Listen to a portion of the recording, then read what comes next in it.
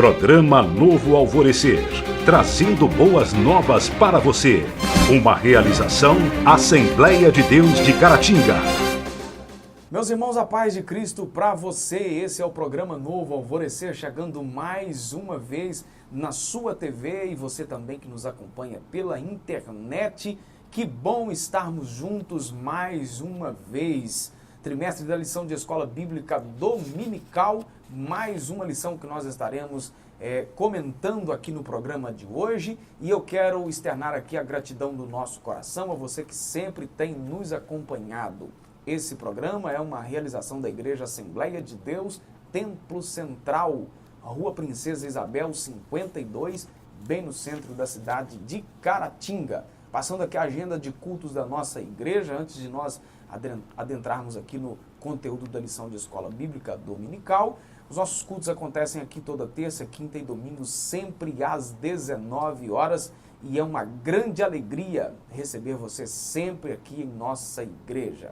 Um intervalo rapidinho mesmo, e a gente volta em instantes. Não sai daí.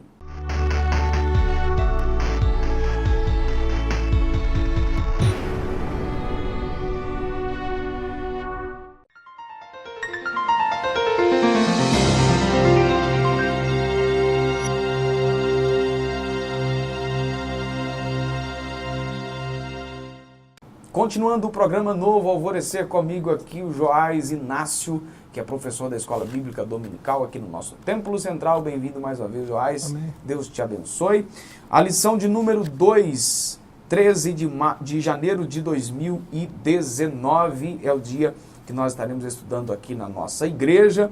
O tema da lição é a natureza dos anjos, a beleza do mundo espiritual. Textuário da nossa lição, Salmo 103, versículo 20. Bendizei ao Senhor, anjos seus, magníficos em poder, que cumpres as suas ordens, estabelecendo a voz da sua palavra. Verdade prática diz que os anjos são seres reais, espirituais e celestiais a serviço de Deus e enviados para ajudar os que vão herdar a salvação. A leitura bíblica em classe, Lucas capítulo 1, do versículo 26 ao versículo 35, o texto que nós estaremos abordando aqui, baseado nisso aqui, que foi, na verdade, a visita do anjo a Maria, né, para anunciar o nascimento de Jesus. Os anjos, Joás, estão presentes na Bíblia desde o livro do Gênesis até o livro do Apocalipse, ou seja, nós vemos aí em todo o contexto bíblico, né, a menção de anjos, né, o trabalho dos anjos, mesmo de forma direta ou indireta, e eles aparecem a muitas pessoas na história do povo de Deus, trazendo uma missão específica. A presente lição, então, pretende mostrar que eles são reais, ou seja, não é lenda, né, mas seres reais que continuam atuando na vida da igreja. É um assunto assim, um pouco delicado, né? Porque envolve com questões metafísicas, né? Coisa que a gente não é palpável, não é todo mundo que vê, e coisas assim.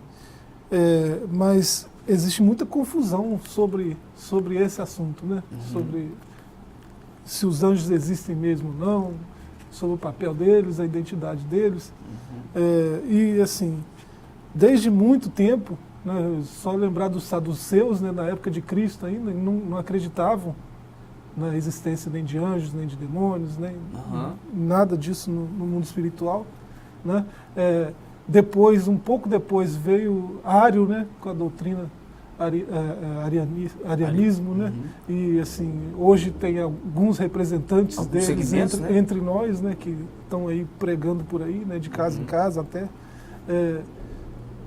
que acreditam nos anjos, né, mas tem uma visão distorcida do papel deles, do que eles sejam, da identidade deles. Essa lição vai esclarecer um pouco, né? Desde sempre também, sempre há também uma certa mistificação, né? Tanto aí desse grupo, né? Não é um grupo apenas, mas a gente está fazendo menção mesmo de forma indireta de um grupo específico. Mas a gente vê, por exemplo, no ambiente nosso pentecostal, acontece também algumas Claro. mistificações, né? Por exemplo, às vezes, dependendo do nível de maturidade de uma igreja, às vezes se dizer, por exemplo, que Jesus está aqui, por exemplo, no ambiente do culto, há uma reação do público. Né? Se você dizer que está presente um anjo, que você está vendo um anjo, que há um anjo fazendo isso ou aquilo, há uma outra manifestação, como se fosse aí a importância da presença de uma suposta presença de um anjo fizesse aí toda a diferença. Né? Jesus fez uma promessa aos seus discípulos, né? Que onde estivessem reunidos 2 ou 3 pessoas em torno do seu nome, ele estaria presente, mas não faz nenhuma menção de presença de anjo num culto. Né? Embora a gente saiba que os anjos estão a serviço aí dos filhos de Deus, e enfim. Né? Ele sendo onipresente, ele se manifesta onde ele é bem-vindo. Né? Jesus é um cavalheiro. Né? Agora, quanto aos anjos, né, a presença, quando Jesus se manifesta em um ambiente, né, isso é percebido por todos no ambiente, né, isso, mesmo que assim, em níveis diferentes. Né. Agora, o anjo, se ele estiver em algum lugar, ele está cumprindo uma ordem de Deus específica. Ele está trabalhando. Né. Ele não está naquele lugar para fazer você se arrepiar, para te atrapalhar a adorar, né, para atrapalhar o seu culto, nem coisa do tipo. Né. A gente viu aí há pouco tempo atrás, relato de anjo atrapalhando o louvor. O cara está cantando, aí o anjo ele diz que o anjo está cutucando ele, está perturbando ele, né? Está encostando nele, aí ele faz... Teve isso? Eu não vi. Isso é até... cômico, né? É até cômico, né, na internet. Depois o sujeito veio a público, pediu perdão, porque ele disse que estava inventando aquilo para aparecer dele e tal. Né? Mas situações desse tipo, alguém que foi embora para casa, esqueceu o anjo lá na igreja, tem que ir lá liberar o anjo, aí, né? Tem relatos desse tipo no nosso meio, né? No meio pentecostal, né? Coisa que é hilário, mas assim, aquelas pessoas daquele ambiente nisso mesmo, né? Estão envolvidas com essa mentira, né? Certo. Quem são os anjos? São uma classe de seres criados por Deus, assim como os seres humanos foram também criados. Na nossa cultura, então, quando se fala de anjo, todos nós entendemos o que isso significa. Vem à nossa mente os seres espirituais e sobrenaturais que habitam no céu. Normalmente é isso aí que se entende, né? E assim, eles existem. Né? Agora, eles não estão aqui para me servir. Né? Eles estão atuando na Terra, né, no nosso meio, mas cumprindo deveres, ordens específicas de Deus, né, para o bom andamento da obra de Deus. Né? Aí aqui na lição o autor coloca o entendimento que tanto de gregos quanto de romanos, né, no mundo grego usava ângelos, né, para um mensageiro ou embaixador em assuntos humanos, alguém que fala ou age em nome de quem o enviou. Nesse caso aqui, quem envia é Deus, né? O Pai, né? E a gente vê em todo o relato bíblico, como foi dito aí logo na introdução, né? Deus enviando mensageiros, né, para comunicar com os homens, né, a vontade dele. Né? Então, assim, tem mais a palavra anjo na Bíblia do que pecado, por exemplo. Né? É uma ocorrência vasta em todo o texto bíblico, né, sobre o agir, né, o atuar desses anjos, aí, portanto a existência deles. Né? Então, não tem dúvida que eles existem, eles trabalham, eles reais, né? Eles estão à nossa volta, mas assim, estão trabalhando do mesmo jeito que nós, né, para o reino, estão trabalhando para o mesmo Senhor. Tá. Né? Na cultura judaica, então, indicava um ser celeste, espiritual, dotado de poderes sobrenaturais e acima de qualquer humano. O malar, né, é um mensageiro, né, do mesmo modo que a cultura grega, aí, como foi falado, né, significa mensageiro, e no caso um mensageiro de Deus. Né? Agora, ele o homem, isso está claro na Bíblia também, o homem foi feito um pouco abaixo dos anjos. Né? Isso significa dizer que eles têm uma liberdade maior do que a nossa. Nós somos livres. mas os anjos são mais livres, portanto eles são maiores, né? Quando se fala de hierarquia no reino de Deus, está se falando de quanta liberdade você tem para agir, né? É isso. E os anjos são um pouco mais livres do que nós, né? Deus é soberano sobre tudo, sobre todas as coisas, sobre toda a criação, né? Inclusive sobre os anjos, lógico, até os anjos caídos, né? Não dá para ficar citando muito Lutero, né? Mas ele falou que o diabo é o diabo de Deus, né? Toda vez que ele quer promover o reino dele, ele acaba promovendo o reino de Deus. Toda vez que ele quer falar da causa dele, ele acaba ajudando a causa de Deus. Isso que você está dizendo aí não implica, né, dentro daquela ideia de que pós queda, né, de Lúcifer e a terça parte dos anjos teria sido tirado deles a capacidade do livre-arbítrio? Isso então não tiraria certa liberdade? A liberdade que ele tinha no começo era maior, com certeza, né? Mas ele era servo de Deus ainda, do mesmo jeito. Quando ele era iluminado, né, portador de luz, quando ele não tinha maldade ainda, né? Ele era servo do Altíssimo, ele tinha uma liberdade, mas essa liberdade tinha alguns limites, lógico, né? Deus é soberano sobre toda a criação e os anjos são seres criados. Né? Então você está dizendo que, mesmo com certo limite, a liberdade ainda é maior do que a nossa. Claro. Tá certo, vamos dar uma pausa aqui no programa e a gente volta em instantes. É rapidinho e você não sai daí.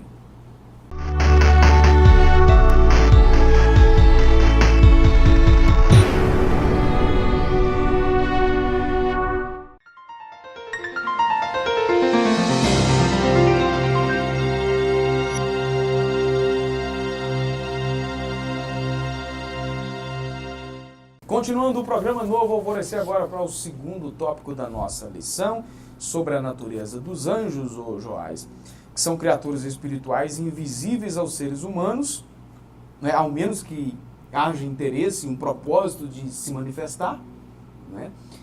A gente vê isso acontecendo, né? Por exemplo, a manifestação do próprio texto aqui da leitura bíblica em classe, né, de Lucas capítulo 1, que o anjo Gabriel se manifestou visivelmente a Maria, e tem outros textos também, né?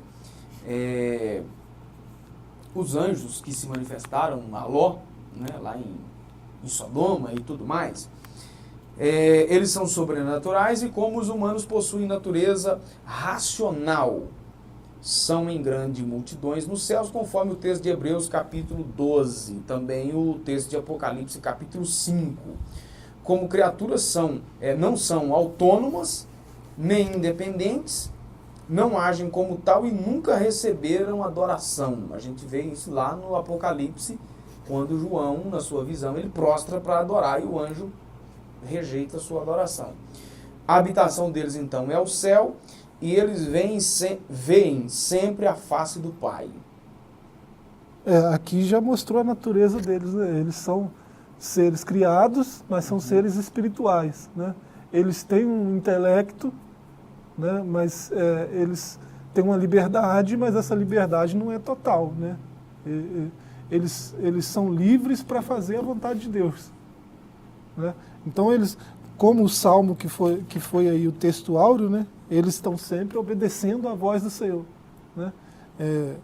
E assim, não são assexuados, né? Isso aqui também é importante, porque existem algumas deturpações nesse sentido, né? Até entendimentos equivocados do próprio texto bíblico, né?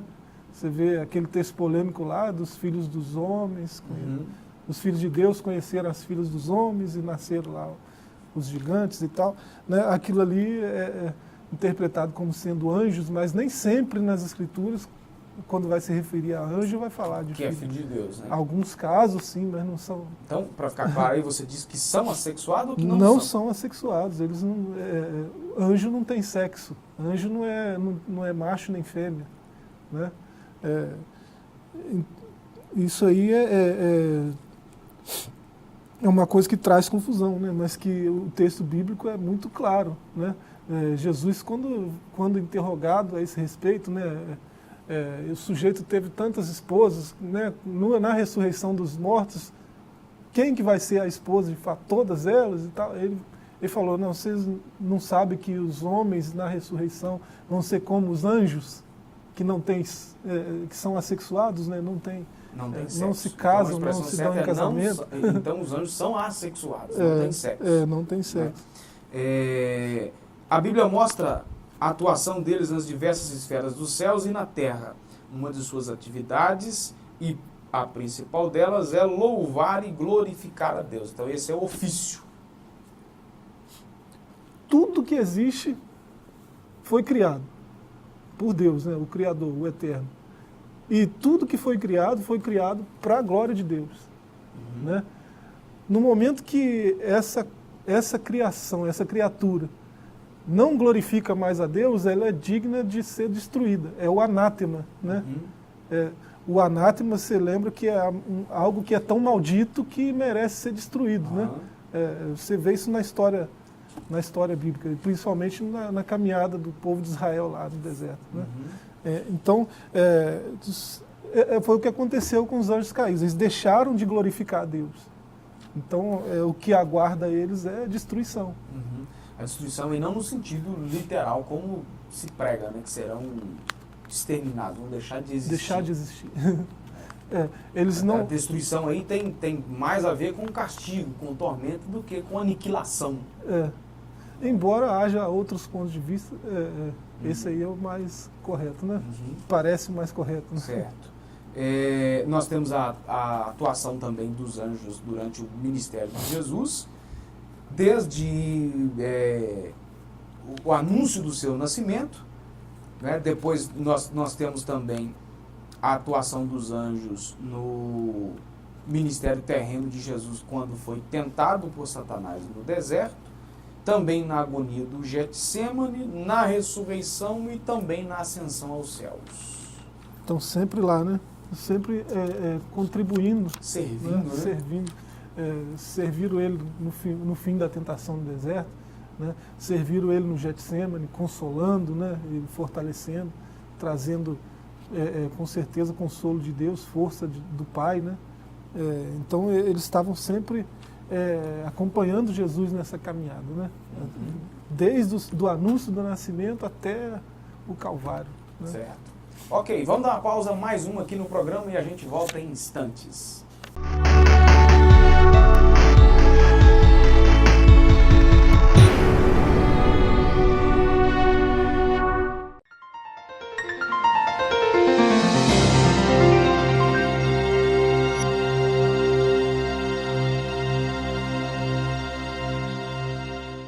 Continuando o programa Novo Alvorecer, terceiro tópico da nossa lição, último bloco aqui do nosso programa. Nós vamos falar aí sobre a hierarquia dos anjos, né? O apóstolo Paulo inclui nessas hierarquias duas duplas de seres: tronos e dominações, principados e potestades. E aí? Uma categoria, uma divisão, né, de categoria dos anjos, né? Assim, nem todos olham para isso aqui como sendo referência a essas hierarquias aí. Né? A impressão que muita gente tem aqui é que principalmente essas duas últimas aí, né? Principados e potestades. Pelo texto de Efésios, dá a impressão que principados e potestades é apenas forças demoníacas, né? Mas lá no texto de os poderes celestes. Lá no texto de Efésios, Paulo faz distinção muito bem aí, que ele diz potestades da maldade, né? Então, se ele fez essa distinção, existe potestades. Exatamente. Dos dois lados. Não é? Então, ou seja, dos que operam no mundo espiritual da maldade. Não é? Então, é o verso 20 e 21. Há uma separação, né, de Efésios 1, 20 e 21. Não, esse texto que ele cita aqui na lição aí é Colossenses. Ah, tá. Né? Então, assim, Colossenses 1, 16. É esse que vai dividir aí, tronos e dominações, principados e potestades. Colossenses 1,16. Exatamente. Então, ou seja, é preciso que haja uma compreensão melhor disso aí. Né? Vamos aí. Qual que é o próximo aí? Serafins e querubins. São outras duas categorias de anjos sobre as quais a Bíblia revela algo mais do que as categorias anteriores. Serafins são criaturas sobrenaturais associadas à glória de Deus, enquanto que os querubins simbolizam a transcendência de Deus, o qual habita entre os querubins, é o texto de Salmo 4:4. Aquelas criaturas com asas, né? Que, assim, tem algumas descrições que chegam a ser assustadoras, né? E os serafins, aqueles flamejantes, né? Afogueados, né? Brilhantes. Eles estão aí, parece que no topo da hierarquia, né? Então eles fariam parte desse primeiro grupo ali, olhando para Colossenses, né? De tronos e dominações. Né? Tanto é que eles estão ao redor do trono. Né? Tronos e dominações. É uma hierarquia superior às outras classes. Né? Aí depois vem arcanjo, depois vem os mensageiros. Embora aí o autor tenha citado aí no plural, né? Eu não gosto dessa interpretação de arcanjos. Aí a base bíblica é praticamente nula, né, para falar de arcanjos. Né? No plural. O que o texto aponta aí é apenas o Miguel. O autor acaba incluindo aqui o Gabriel, mas ele inclui que não é um pensamento dele, é um pensamento de alguns. Não é? Tem aí o texto apócrifo, né, também, que vai incluir o nome de um outro anjo aí, que é o Rafael, mas o texto bíblico mesmo aponta apenas esses dois nomes, né, tanto o Miguel quanto o Gabriel. Mas ele põe arcanjos aqui, baseado em Daniel 10, verso 13, né, como Miguel sendo um dos primeiros príncipes. Uma coisa é o principado e a outra coisa é a classe angelical. Né? Qual a base que eu tenho para dizer que um serafim não pode ser principado? Um querubim não pode ser principado, só o arcanjo. Não existe essa base. O único lugar na Bíblia é Daniel 10:13, que diz que Miguel era um dos primeiros príncipes. Então Miguel é o príncipe de Israel, porque ele só aparece na história de Israel. Você só vê Miguel envolvido em alguma coisa israelita. Então ele é príncipe de Israel. Isso está claro até no texto de Daniel 10. Né? Agora, os outros principados, quem garante que eles são arcanjos? Não existe lugar nenhum que diz que os príncipes desses principados são arcanjos. Né? Agora, o príncipe de Israel é arcanjo. Né? Uma coisa não está relacionada com a outra. Né?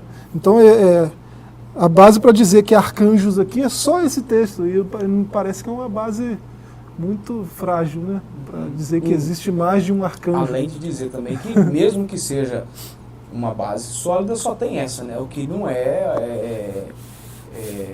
fonte o suficiente para se formar uma doutrina, né? A gente sabe disso. Para se interpretar corretamente um texto, você não pode criar uma doutrina baseada apenas em um texto. Essa é uma das regras básicas para a formação de uma doutrina, né? De um pensamento.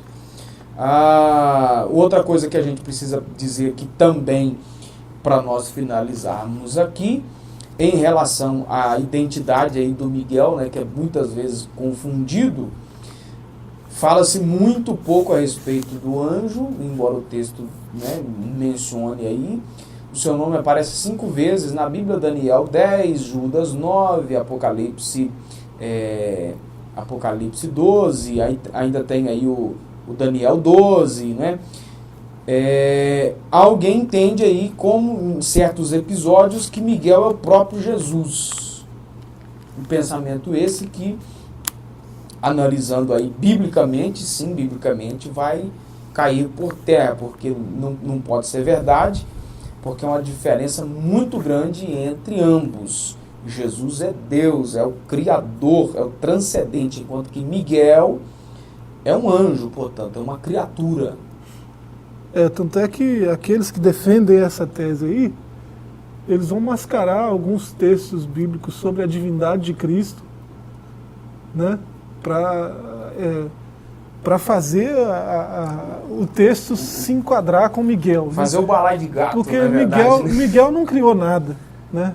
Cristo, tudo foi feito por ele, né? Sem ele nada do que foi feito se fez. Então é uma distância muito grande entre um e outro, né? Em Hebreus você vê todos os anjos adorando a Cristo.